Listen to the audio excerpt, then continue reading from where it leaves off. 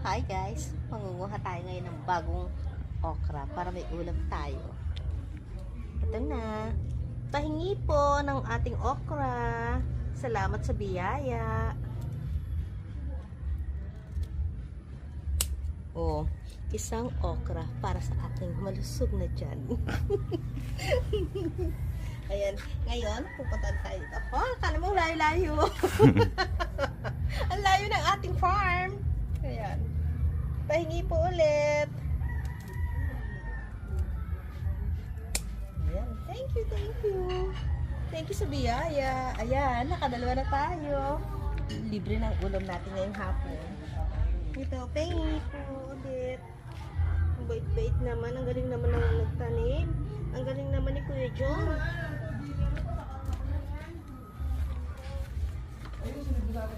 Grabe. Napaka-gandang blessing nito. Libre. No?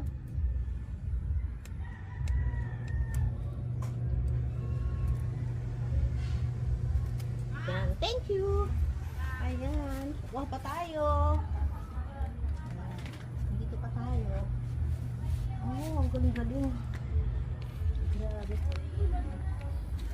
Ang ating masarap na okra. Salamat sa biyaya.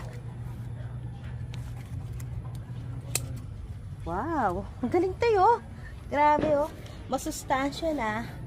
Libre pa. Oh, di ba? Ewan ko na lang kung hindi ka makakarami nito. Ito pa.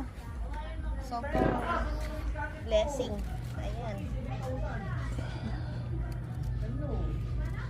Alam nyo, ang okra dapat laging kinukuhanan ng bunga para siya magbunga ulit ng mas marami. Ayan. Saan pa tayo kukuha ulit? Ito pa, pwede na ba to? O hindi pa? Ayan. Pero hindi muna. Huwag muna, sayang. Okay na to. Ayan guys. Diba ito nakalima na tayo. May pang-anim pa tayo. Ayan. So kukulin natin to. Ayan. Sobrang blessing. Salamat. Pahingi po. Oh. Ayan. So, anim na yan. Isasama natin to sa alugbati. Tapos lalagyan din natin ang luya. Oh. Libre na ang ating hapunan.